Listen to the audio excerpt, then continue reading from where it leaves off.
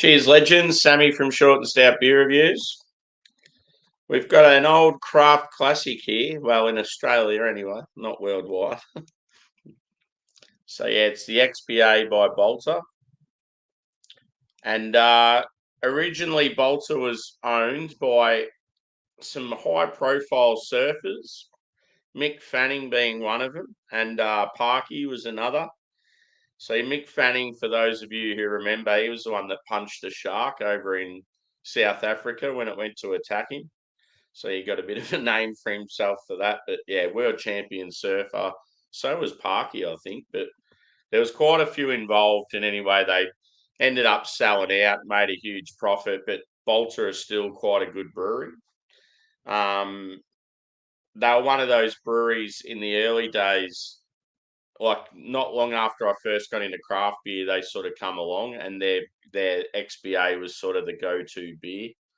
So it's sort of like in between a pale ale and an India pale ale. Yeah, 5%. It's a crusher, but it's really hoppy as well. So it's like a sessionable beer for someone like me that's like a bit of a hop head. So like a sort of like an American style pale ale. And yeah, quite often when we've had like beer awards and that back in the days, this one always like finished in the top three. So yeah, and Balter, the actual term, I think it's something like dance with enjoyment, like no one else is watching, or something like that. Like it's pretty cool. And yeah, they always have that little smiley mouth on like a lot of their merchandise and their cans and stuff. So pretty cool. Let's crack in. And yeah, good price point with these beers as well compared to other craft. You find that though, like breweries like Pirate Life, Stone and Wood, Balter, a couple of those big ones that sold out that still have the good quality, the price is pretty reasonable, and a lot of the recipes haven't changed too much. So I've got my official Hungry Jack's glassware. So Hungry Jack's is like the Australian version of Burger King. And in we go.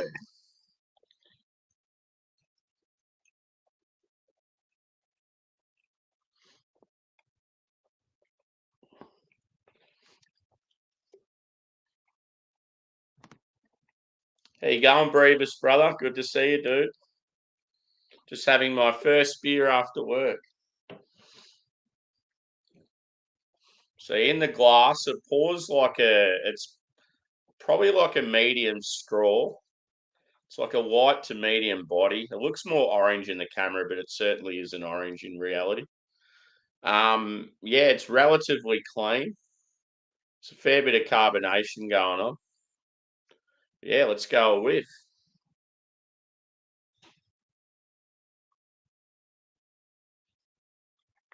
Getting passion fruit. Some orange and grapefruit. It's a little bit grassy, a little bit floral. Maybe a hint of lemon. I can't really smell any pine. And yeah, it smells like it's got like a touch of bitterness, but not too much. Wouldn't say it's that sweet or anything like that. Yeah, I'm going in. I haven't had this beer for a while, so it'd be good to revisit.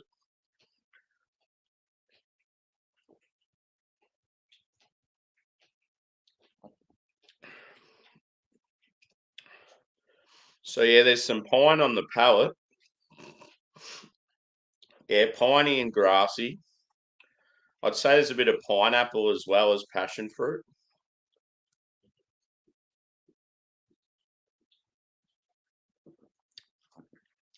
There's definitely some pithy like grapefruit and like orange peel, lemon peel. It's tropical and citrus, which is pretty nice. Like with my like West Coast or American style pales and IPAs, I prefer more citrus.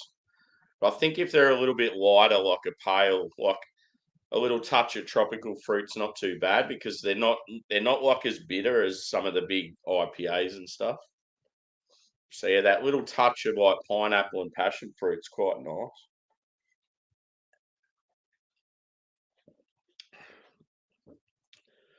So yeah, for a while there, I mean, it still might be the case.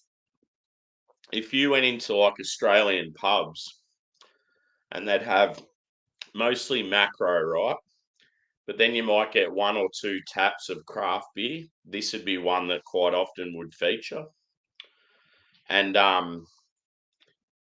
yeah, like it's a crusher. Like I know when I've been to a lot of like live gigs at pubs, you'll be like looking through the tap list going, ah, shit, shit, shit. But yeah, you'll see like the label for this beer and you go, oh, cool, at least I can have this. Like this will go down well all night, sort of thing.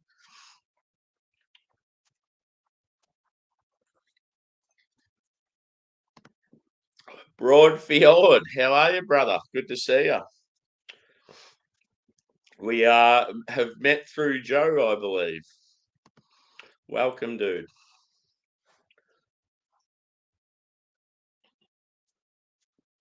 But yeah, pretty funny glass to drink it out of.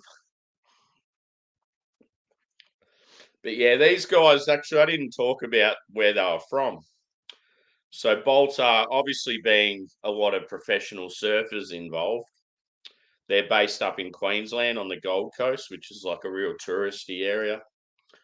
Nice beaches up there, like good weather all the time. Sort of equivalent to like your California in United States. So yeah, beer like this, up like nice day on the beach and that, like you just crush it, like absolute smasher. And yeah, like one thing too, I like with Bolter, they just go the simple but effective can artwork. Like it's always that white up the top, and then each beer, like their core range, anyways, just got that simple color change down the bottom with the name of the style. They do a lot of limited stuff for festivals and like brew pub, but you'll only ever see a couple of their cans in like shops and stuff. But yeah, you go to a festival and Bolter are there, they have like some of the best limited release beers you'll ever taste, and they do a lot of really good collaborations as well.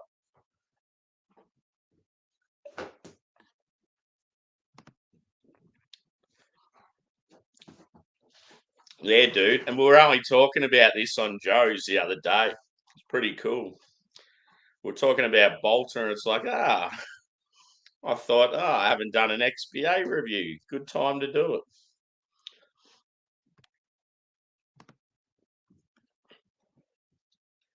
So yeah, the percentage on this is 5, but as I said, like it packs a punch with flavour for 5%. So yeah, it's like for someone with an experience like craft palate, I just feel like if you want something that's sessionable for a good price, you can't go past something like this. And I just feel like these guys, Pirate Life, Stone and Wood, even though they've sold out, like they still pump out some really good quality beers. And it's all to do with like that control. Like they've still got most control over the brand, and the guys that started the business are still heavily involved. So yeah, with this one, I'm definitely going to finish the whole can. Let's be honest. So yeah, I'd probably go score wise.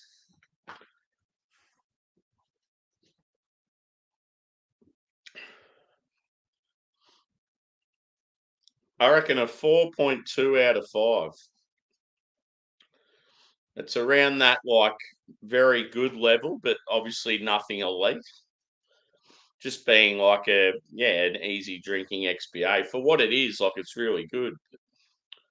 It's not going to absolutely rock your socks though. Like I mean, as I said, you can get it in most pubs that have at least a few craft beers. But yeah, it's got that little bit of lingering bitterness. Nothing too over the top. It's sort of a good balance of like subtle sweetness and dryness. And yeah, a bit of tropical, a bit of citrus. Yeah, like slightly piney and like fair bit of grassiness. And yeah, it goes down very, very well. So yeah, cheers for chiming in, boys. And I might be back with another one. I'm not too sure, but it was a very nice, easy beer to crack after work. So yeah, on to the next one. Laters.